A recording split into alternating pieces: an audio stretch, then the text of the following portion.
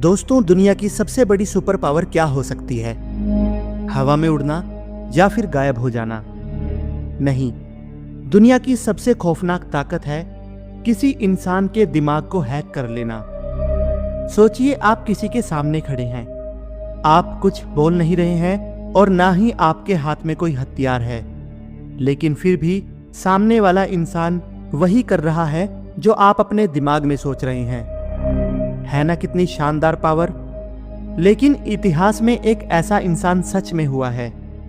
एक ऐसा इंसान जिसने दुनिया के सबसे क्रूर तानाशाह हिटलर को डरा दिया था और जिसने रूस के खूंखार लीडर स्टालिन के सबसे सुरक्षित किले में बिना किसी पास के ऐसे एंट्री ली जैसे वो कोई अदृश्य भूत हो। लोग कहते थे कि वो भविष्य देख सकता है, लेकिन क्या ये कोई जादू था या फिर इंसान के दिमाग का सबसे बड़ा धोखा? आज हम डिकोड करेंगे इतिहास के सबसे रहस्यमयी इंसान वुल्फ मैसिंग की कहानी को। वुल्फ मैसिंग का जन्म 10 दिसंबर 1899 को पोलैंड के एक छोटे से गांव के बेहद गरीब यहूदी परिवार में हुआ। बचपन में मैसिंग को नींद में चलने की बीमारी थी। उसके सख्त पिता ने इसका एक डरावना और देसी इलाज निकाला। वो मैसिंग के बिस्तर के पास ठंडे पानी से भरी एक बाल्टी रख देते थे। नींद में चलते ही वो पानी में गिरता और झटके से उसकी नींद टूट जाती।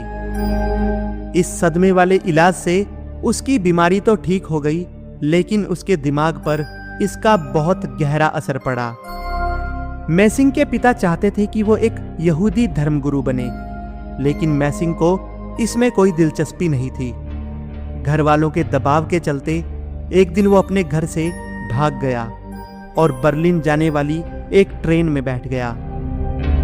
अब क्योंकि उसके पास ट्रेन की टिकट खरीदने के लिए पैसे नहीं थे, इसीलिए वो ट्रेन में सीट के नीचे छुप गया।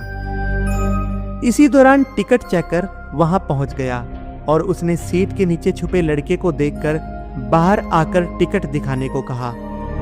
टीटी को देखकर मैसिंग घबरा गया, क्योंकि उसके पास टिकट नहीं थी और उसे डर था कि कहीं उसे जेल ना भेज दिया जाए। तभी उसकी नजर फर्श पर पड़े एक गंदे पुराने कागज पर पड़ी।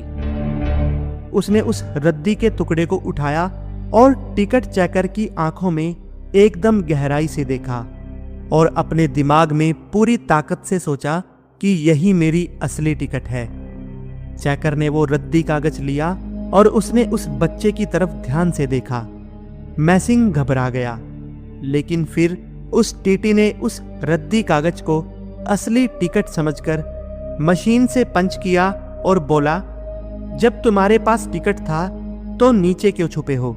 जाकर अपनी सीट पर बैठो। तब पहली बार मैसिंग को एहसास हुआ कि उसके पास एक अनोखी शक्ति है जिससे वो इंसानों के दिमाग को काबू कर सकता है।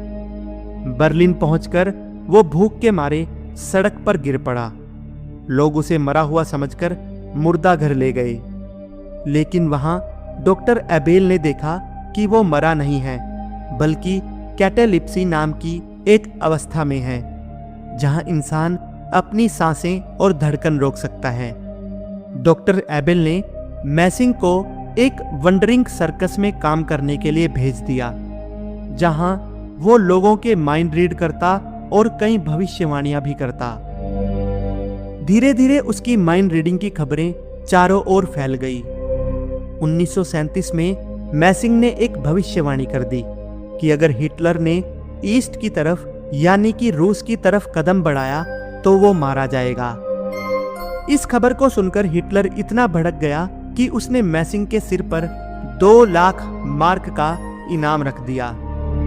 मैसिंग ने जब ये बात सुनी तो वो जर्मनी को छोड़ने के बारे में सोचने लगा, लेकिन इत्तेफाक से एक दिन मैसिंग पकड़ा गया और उसे एक नाजी जेल में बंद कर दिया गया।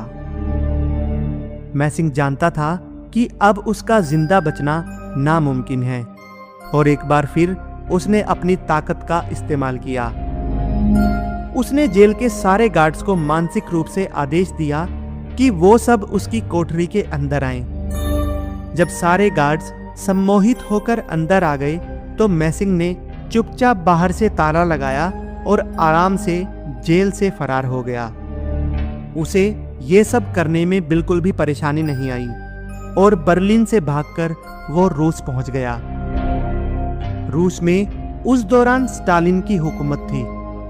यहां जाकर भी मैसिंग ने सर्कस में काम करना शुरू कर दिया और धीरे धीरे अपनी भविष्यवाणियों और माइंड रीडिंग की शक्तियों के कारण वो वहां जाकर भी मशहूर हो गया।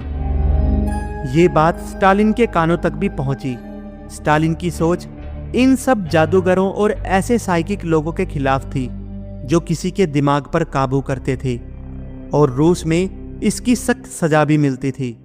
लेकिन जब उसे पता लगा कि मैसिंग ने हिटलर की मौत की भविष्यवाणी की है और हिटलर ने उसके सिर पर इनाम भी रखा है, तो स्टालिन ये सुनकर बहुत प्रभावित हुआ। उसने मैसिंग को अपने सैनिकों के द्वारा चलते शो के बीच में से गिरफ्तार करवाया और उसे एक गाड़ी में बैठाकर क्रेमलिन ले आया। अगले दिन स्टालिन मैसिंग से मिला और उससे उसकी शक्तियों के बारे में पूछा, और जानने के लिए कि ये सब झूठ है या सच, उसको एक नामुमकिन काम करने को कहा। स्टालिन ने कहा कि अगर तुम सच में लोगों से अपनी बात मनवा सकते हो तो कल दोपहर तक तुम मॉस्को के सेंट्रल बैंक से वहां के कैशियर से अपनी शक्तियों के द्वारा 1 लाख रूबल लेकर आओ। अगले दिन मैसिंग 2 गार्ड के साथ सेंट्रल बैंक पहुंच गया। उसने कैशियर को अपनी जेब से निकालकर एक सादा कागज दिया। कैशियर ने उस कागज को ध्यान से देखा और उस कागज को 1 लाख का चेक समझकर असली पैसे मैसिंग को दे दिए। मैसिंग ने वो पैसे बाहर खड़े स्टालिन के आदमियों को दिखाए। वो दोनों गार्ड्स ये देखकर हैरान थे, क्योंकि ये सब उन्होंने भी पहली बार होते देखा था। स्टालिन तक ये खबर पहुंचा दी गई। उसके बाद जब वापस जाकर वो पैसे मैसिंग ने कैशियर को दोबारा लौटाए और अपना चेक वापस मांगा, तो कैशियर का सम्मोहन टूटा और उसने देखा कि उसने कोरे कागज के बदले असली पैसों की गड्डी मैसिंग को दे दी थी। तो खौफ के मारे बेचारा कैशियर उसी वक्त बेहोश हो गया। स्टालिन को अब भी पूरा यकीन नहीं हुआ। वो इस कारनामे को खुद अपनी आंखों से देखना चाहता था। स्टालिन ने उसका दूसरा टेस्ट लिया और उसे सैनिकों के साथ एक कमरे में बंद कर दिया और कहा कि अगर तुम दोपहर 12:05 तक इन सैनिकों के बीच से बाहर आ गए तो तुम पास माने जाओगे। और ऐसा ही हुआ। ठीक 12:05 पर मैसिंग स्टालिन के सामने खड़ा था। लेकिन स्टालिन की कम्युनिज्म वाली सोच ये सब मानने को तैयार नहीं थी, और अब उसने मैसिंग का एक ऐसा टेस्ट लिया जिसके बारे में सिर्फ स्टालिन के सबसे खास आदमियों के अलावा कोई नहीं जानता था। उसने मैसिंग से कहा कि तुम रात ठीक 12 बजे मेरे उस कमरे में आओगे जहां मैं सोता हूं। स्टालिन जानता था कि यह बिल्कुल नामुमकिन है, क्योंकि स्टालिन की सुरक्षा के लिहाज से इतने सारे कमरों में से स्टालिन किस कमरे में कब सोता है, इस बारे में उसके गार्ड्स को भी नहीं पता होता था। उसने मैसिंग के आगे रूस के सबसे सुरक्षित किले में घुसने की चुनौती रखी। अगली रात मैसिंग सीधा मेन गेट से अंदर गया। सारे खूंखार गार्ड्स मैसिंग को देखकर पीछे हट गए और ठीक 12 बजे मैसिंग सीधा स्टालिन के सामने जाकर खड़ा हो गया।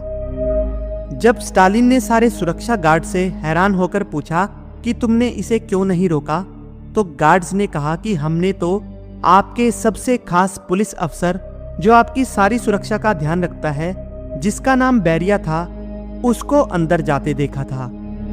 मैसिंग ने अपनी कमाल की शक्तियों से उनके दिमाग में अपनी शक्ल ही बदल दी थी। स्टालिन ने मैसिंग के कारनामों को देखकर उसे रूस में रहने की इजाजत दे दी। रूस में मैसिंग की जिंदगी किसी कैदी से कम नहीं थी। खूंखार केजीबी उस पर 24 घंटे नजर रखती थी। अपनी जान बचाने के लिए मैसिंग ने अपनी कमाई से 2 असली फाइटर जेट्स खरीदकर सोवियत एयरफोर्स को गिफ्ट किए थे। लेकिन भविष्य देखना कोई वरदान नहीं, सबसे बड़ा शाप है। मैसिंग पूरी दुनिया को कंट्रोल कर सकता था, लेकिन जब उसकी पत्नी आयडा बीमार पड़ी तो वो कुछ नहीं कर पाया। सबसे बड़ा दर्द ये था कि उसे महीनों पहले से पता था कि आइडा की मौत किस दिन और किस वक्त होगी। सालों बाद 1974 में जब मैसिंग खुद एक सर्जरी के लिए अस्पताल जा रहा था, तो घर से निकलते वक्त वो दरवाजे पर रुका और अपनी हवेली को देखा और बुदबुदाया, अलविदा वुल्फ, अब तुम यहाँ कभी लौटकर नहीं आओगे। और सच में सर्जरी के बाद वो कभी जिंदा नहीं उठा। लेकिन अब सवाल उठता है कि क्या मैसिंग सच में कोई सुपर ह्यूमन था? मनोवैज्ञानिक कहते हैं कि मैसिंग जादूगर नहीं बल्कि कोल्ड रीडिंग और मसल रीडिंग का उस्ताद था। जब इंसान कुछ सोचता है तो उसके शरीर में मांसपेशियां एकदम हल्का सा रिएक्ट करती हैं।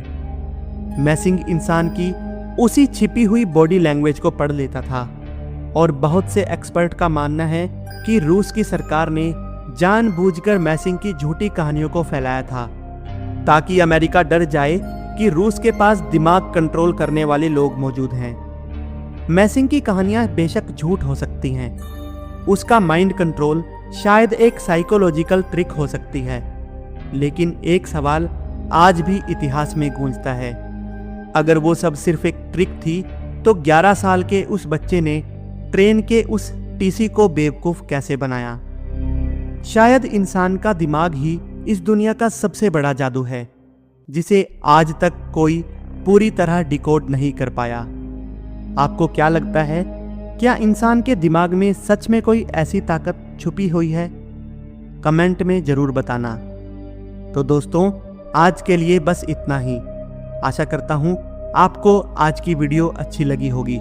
मैं आपसे फिर मिलूंगा एक नई कहानी के साथ। धन्यवाद।